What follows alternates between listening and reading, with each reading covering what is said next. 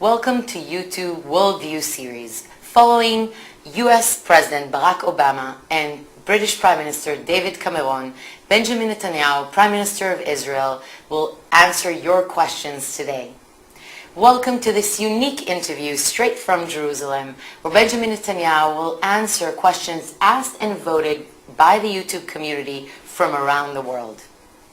So without further ado, let me introduce Dana Weiss, leading correspondent of Channel 2 News in Israel, and she will start the interview. You ask, Netanyahu answers.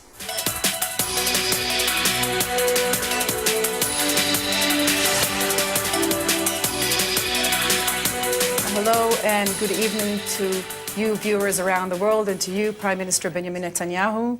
Good evening. My name is Dana Weiss from Channel 2 News, and I would like to thank you for joining us for this special project, Worldview, YouTube and Channel 2 News. Mr. Netanyahu is the third leader in the world to invite the viewers to his residence and let the viewers ask the questions, and he will give the answers. I would like to remind you all that this broadcast can be seen live on Channel 2 News website. Let's begin.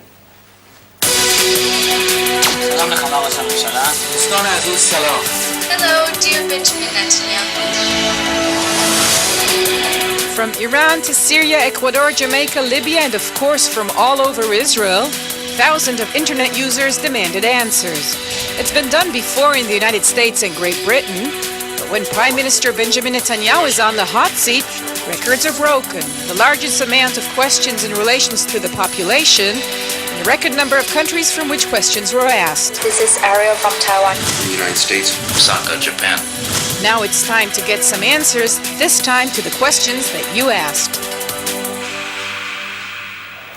Prime Minister Netanyahu, let's begin with Keith from Washington, D.C. Let's see.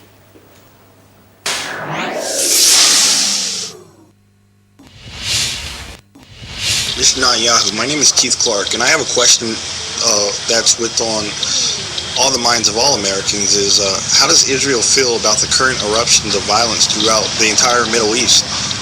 Which side are you on? Which side do you take? Do you agree with how America has reacted to what's going on in the Middle East? And do you, as a country of Israel, do you feel threatened in any way, shape, or form about the current violence and eruptions that are going on across the Middle East? Thank you. Thank you, Keith. I mean, that's a lot of questions, but I'll try to answer them. First of all, we're all on the same side. America, Israel, the democratic world, we all want to see the triumph of democracy. I mean, it's clear that the peoples of the Arab world and Iran, where it actually began, this whole thing began not in Tunis, but in Tehran, a year and a half ago, where people stormed the streets because they had a fake election. They stole the election from them. So we all want to see people from Iran to Tunis and in between have democracy, because democracy is a friend of peace.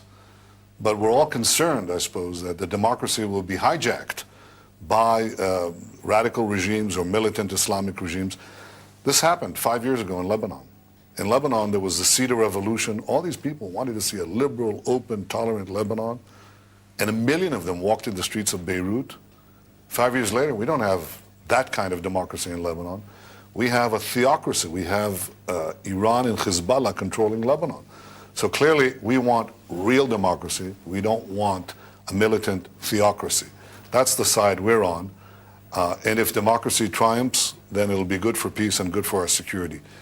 If Iran and radical regimes triumph, it'll be bad for our security, bad for your security too in the United States. But you know, as we speak, President Assad has blamed Israel today for the turmoil in his country. And I wanted to ask you if you believe that it's in Israel's best interest to see the Assad regime fall.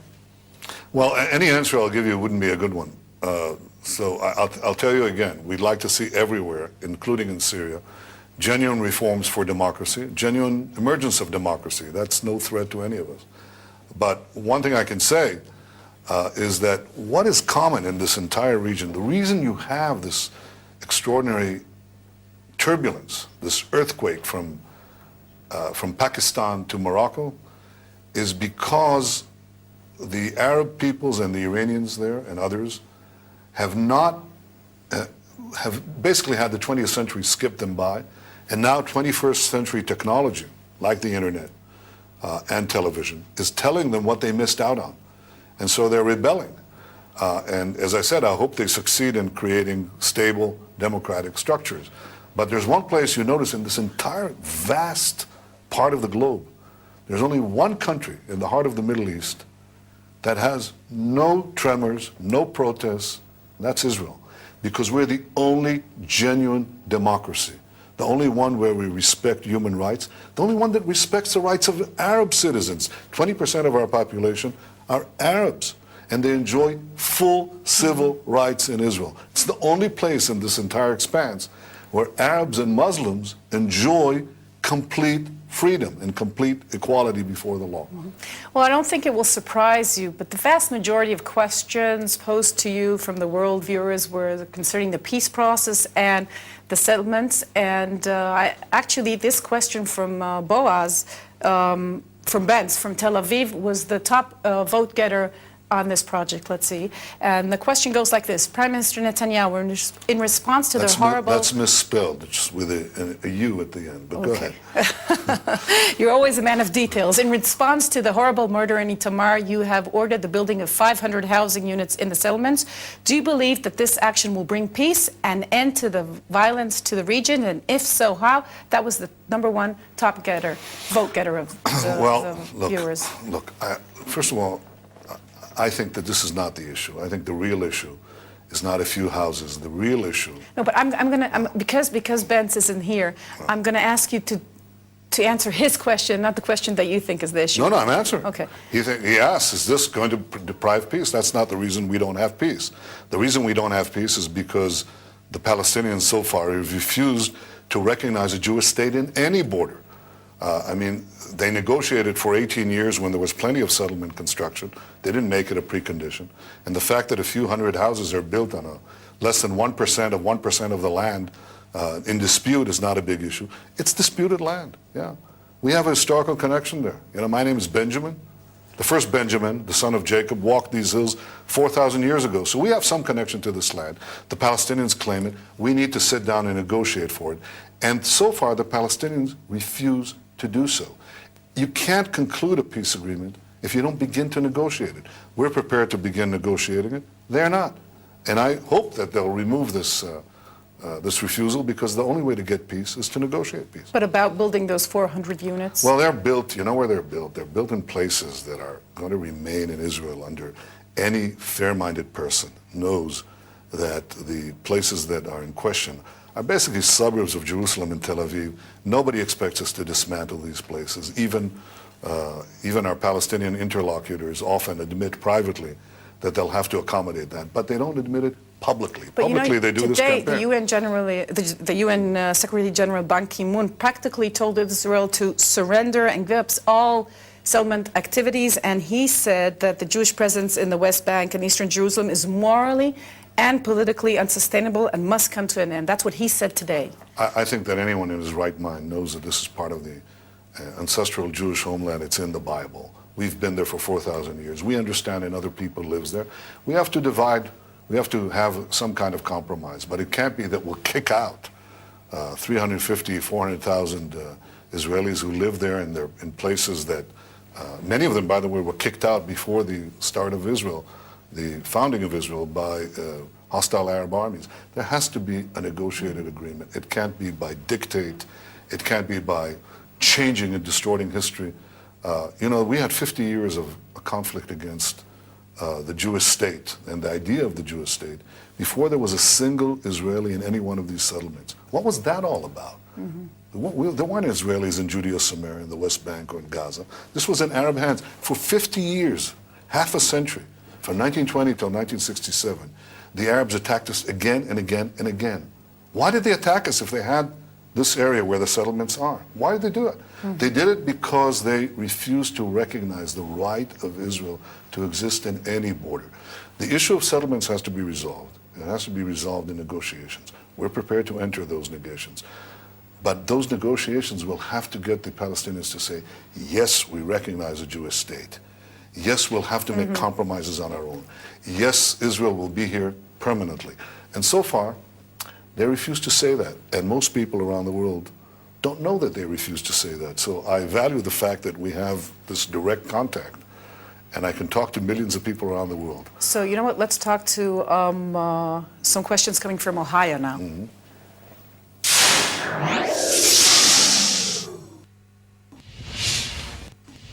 Shalom, Mr. Prime Minister. Are you concerned with the possibility of a third intifada, and what do you think we can do to prevent it? This, of course, refers to the latest thing going on in Facebook talking about third intifada, the 15th of May. Well, look, I hope that the Palestinians would choose peace and not violence. I think that's what they have to choose. It's very unsettling to me that the Palestinian Authority, which is supposed to be the moderate element, is talking about unity with Hamas, which is a terrorist organization supported by Iran that wants to openly declares its goal to wipe out Israel and fires thousands of rockets on Israel's cities. So I hope the Palestinian Authority will choose peace, that they'll choose peace with Israel and not peace with Hamas. That's the only real peace possible. And I hope, too, that they will not go the direction of violence, a new intifada. We'll have to deal with it if it happens. I hope it doesn't happen, both for our sake, but also for the sake of the Palestinians. They deserve better. Okay, a lot of questions from around the world were dealing with your foreign minister, Avigdor Lieberman. Let's see one coming from Jerusalem.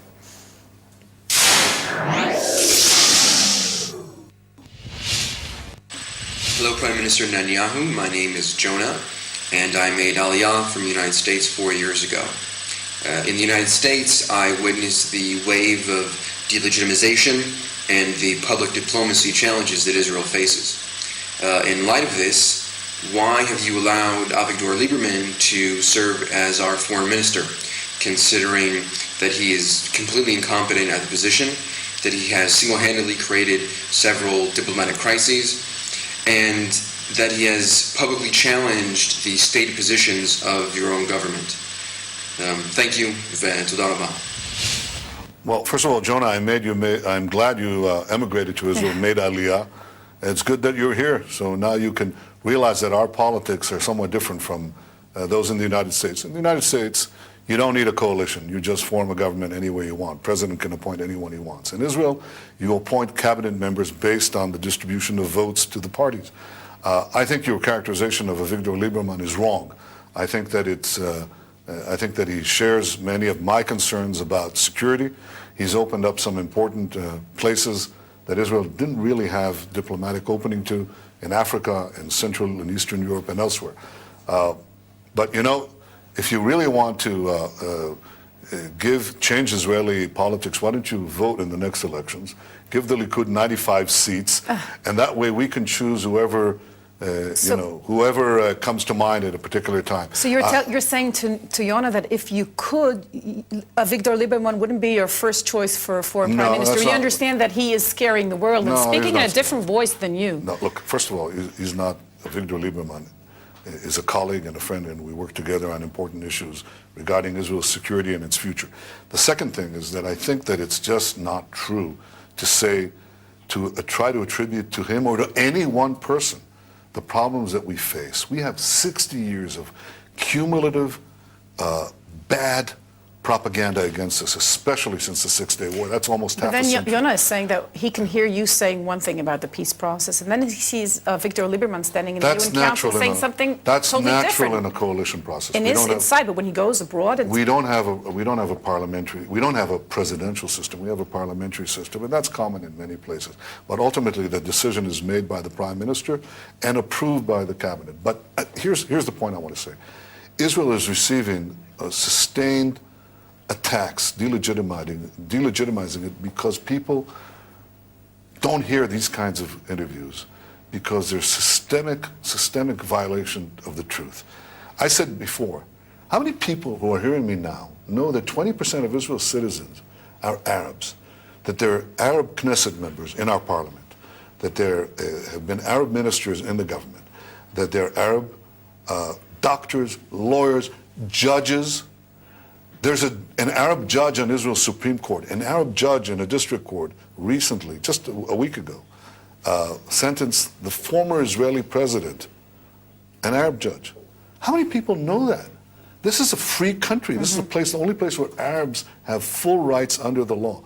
And around us, and women, Arab women have full rights. Around us, you know, in this vast expanse of darkness, you know, Arabs have no rights. Their rights are trampled on. Women are treated as chattel. You know, they're brutalized. They're stoned for adultery. Gays are hanged. Israel is a free country for Arabs, Jews, and here all was of its Jonah citizens. asking one question and getting all the... Jonah got two questions. Yeah, got two answers, but I want to go on. Jonah said something about the foreign minister, which I answered, but Jonah talked about delegitimizing Israel, which I've also answered, because the only way to combat falsehood is to tell the truth. I just did. There's so many questions, so I want to, with your permission, move on. And I suggest for the next question you pay extra attention, because there's a little surprise in it coming all the way from Osaka, Japan.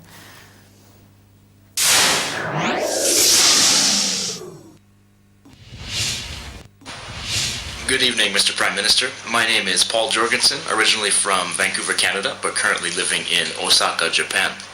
I've actually met you once before, so this is the second time that I've met you. My question is, I've heard a lot of talk that since the collapse of the Soviet Union, that Israel is no longer a strategic asset to the United States, but rather a strategic liability. So my question is, what is your response to that? In what way is Israel still a strategic asset to the U.S., and what does the U.S. get out of the relationship between the two countries?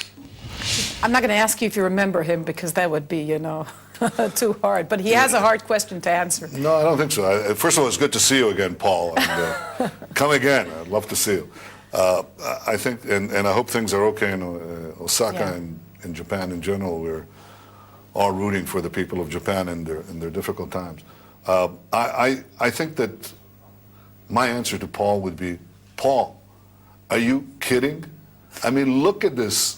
Earth shaking everywhere, west of India right up to the Straits of Gibraltar. Everything is shaking and rocking, and the only stable place, the only stable country is this democracy, Israel, a developed country, prosperous country. Everybody's equal under the law.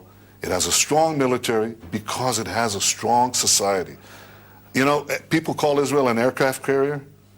God, if you had a few more, I think you wouldn't be in this trouble. And I think that if there's anything that represents both the values and interests of the United States and the free world, it's this free country called Israel in the heart of the Middle East. You should invent us if we didn't exist, and you need more of us. And God forbid what would happen if we weren't here. You'd have the whole Middle East collapse, just collapse in front of the radicals. I think many people in America understand it, probably better than most people's elsewhere. But this is a common interest of all those who want to see democracy, stability, and progress. But you know, there are some people in the Obama administration who specifically say that Israel is currently the problem in the Middle East and is really affecting the American troops in Iraq and Afghanistan. I heard this. Coming from some areas, and I want to say, I'm not sure it came from where you say it is, but I think if you look at it now, you know, you see this turmoil in Tunis, in Libya, in Egypt, in Bahrain, in Syria, and elsewhere, in all these places, in Tehran, of course. So what do people demonstrate? Do they say, oh, Israel is the problem, we have to solve this problem, the Palestinians? That's not what they're saying. They're saying we want freedom. We want progress. Some of them are saying we want to see a free country in our own state like the ones the Israelis have. So Israel is not the center of this crisis. We need to solve our conflict with the Palestinians for our own sake and for the sake of our Palestinian neighbors. But the reform of the Middle East, the turbulence in the Middle East has got nothing to do with Israel. It's got to do with a very basic thing that I said before. The 20th century skipped by this vast part of the world, and the 21st century technology is telling these people what they missed out on. They missed out on having a developed society like Israel, and they know it. You know what, there are a lot of surprises in this project, and I want to show you the next question coming from Taiwan. It was the most popular video on the project, and it's quite interesting.